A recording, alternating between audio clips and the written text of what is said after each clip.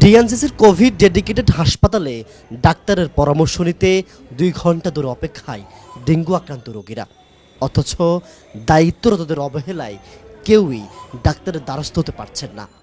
103 জন নিয়ে রোগীর দ্বারা আছে না, 2 ঘন্টা ধরে সিরিয়ালে এখানে ওনারা একজন যায় ডাক্তার, একজন চলে যায়, আবার একজন আসে, একজন চলে 10 মিনিট চা খাইতে ওই দুজন একসাথে, একজন করে চা খায়, দুইজনকে একসাথে গিয়ে 10 মিনিট চা খাইতে লাগে ওদের সময় 2 ঘন্টা লাগে। যদি একটা ডাক্তার দেখাইতে তাহলে এখানে আসাচ্ছে না, আসাটা ভালো না।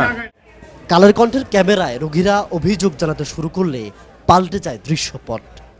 দেশে ক্রমান্বয়ে বাড়ছে ডেঙ্গু আক্রান্ত রোগীর সংখ্যা।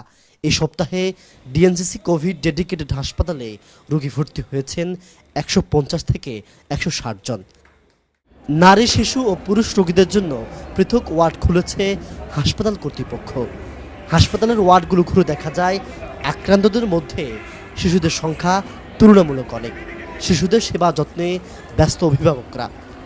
হাসপাতালে রোগী স্বাভাবিকের তুলনায় বাড়ছে বলে জানান বক্ষব্যাধি বিশেষজ্ঞ ও অ্যাডমিন অফিসার ডাক্তার সাদিয়া সুলতানা রেশমা। তো গত এক সপ্তাহে আমাদের অন এভারেজ 160 থেকে 150 এই পর্যন্ত আমরা পেয়েছি, যেটা আমাদের হাসপাতালের যেই রোগী আসছে মোটামুটি স্বাভাবিকের তুলনায় বেশি বলবো। রোগীর সংখ্যা এবার বেশি হলেও উপসর্গগুলো কম ঝুঁকিপূর্ণ বলে জানান তিনি। রোগীর সংখ্যা বেশি হলেও রোগীর যে উপসর্গগুলো সেগুলো অপেক্ষাকৃতভাবে এবার কম ঝুঁকিপূর্ণ, জটিলতার পরিমাণটা কম। হ্যাঁ, প্রত্যেকটা রোগী ওয়ার্নিং সাইন নিয়ে আসছে। ওয়ার্নিং সাইন বলতে আমরা যেটাকে বুঝাই, যেটা হাসপাতালের ভর্তির ক্রাইটেরিয়ার মধ্যে, যে তার পেটের ব্যথা বা ডায়রিয়া বা বমি এইসব নিয়ে আসছে, বা কারো লিভার এনজাইমগুলো একটু বেশি বেড়ে যাচ্ছে, বা হঠাৎ করে প্লাটেলেট কাউন্ট কমে যাচ্ছে, র্যাশ হচ্ছে, বা কোথাও রক্তপাত হচ্ছে, সেই ব্যাপারগুলো। তো এগুলো আসছে, কিন্তু এরপরে যেটা এক্সপান্ডেড ডেঙ্গু সিনড্রোম বা বিভিন্ন অঙ্গ প্রত্যঙ্গগুলো যখন জটিলতা শুরু হয়, সেই সংখ্যাটা আমরা এখন পর্যন্ত কথাই যে কম পাচ্ছি। ডেঙ্গু প্রতিরোধে সবাইকে সতর্ক থাকার পরামর্শ এ বিশেষজ্ঞের। যে লার্ভাগুলো আছে সেগুলো যেন আমাদের ঘরের আশেপাশে জন্মায় না, সেই ব্যবস্থাটা কিন্তু আমরা নিতে পারি নিজে থেকেই। জলাবদ্ধতা হবে, কিন্তু জলাবদ্ধতার মধ্যে যেন মশার লার্ভা বা ডিম ছেড়ে মশাটা গ্রো না করতে পারি, সেই চেষ্টা করতে হবে।